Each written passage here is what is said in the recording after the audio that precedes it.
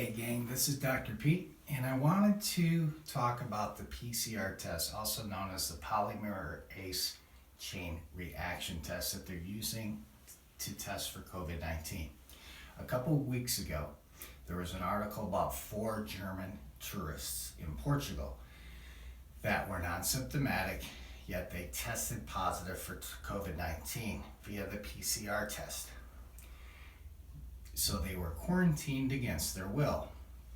So they sued the government of Portugal, and it was based on a paper that stated that the PCR test delivers 97% false positives. Now I'm going to put that article down below, or I'm going to put the paper down below, but I tracked down a couple more articles we're going to talk about to look at this closely. Now the PCR test, they take the big Q-tip, they jam it up your nose, they tickle your brain, and then they take it through cycles to amplify what they're looking at to see if it has the correct order of nucleic acids in the RNA that relate to the SARS-2 virus. Now, they also did some cultures where they take your sputum, put it on a petri dish, put it in a incubator. 3 days later, did you reproduce the virus? You're infectious. If you didn't reproduce the virus, you're not infectious. Which the big thing about a positive PCR test, it doesn't really determine whether you're infectious or not, just that you've had the virus in your system. Now, they took these cycles to 17, and 100% of those positives were infectious according to the cultures. Then they took it to 24 cycles, and that still was just under about 90%, still pretty decent number. After 25, it stops being as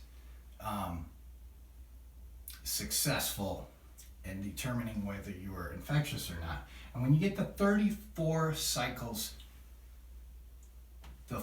it's pretty much a false positive. You aren't infectious. Now, why is that important? Because the United States and Europe does this PCR testing from 35 to 40 cycles. So it's very highly likely that you may have a false positive.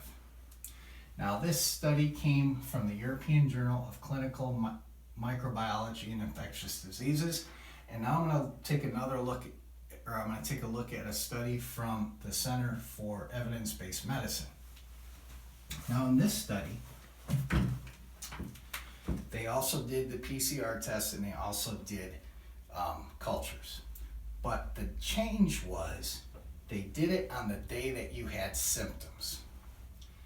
So on the first day of symptoms, they took the cycles to 20. And 40% of those tests were determined to be infectious. Day 2, still about 40%. Day 3, 100% of those were infectious. Day 4, 80% was infectious, still a pretty good number. Day 5, it dropped off. And day 6, no, but very negligible amount of people were positive. So that determined the day that you had symptoms had a big impact on whether you were infectious or not. Now, if the day that you have symptoms was important, that begs the question, is there truly a infectious or a non-symptomatic carrier? So that's something we'll have to think about and look closer at. But to take away, I think they should release the number of cycles that they do to determine your positive test. I really think they should just limit it to 25, because that's still a pretty good number. And only get tested if you have symptoms. These tests are determining lockdowns, restrictions on businesses, and they're also determining the results of these vaccine tests or the vaccine studies. So I look forward to seeing you next time.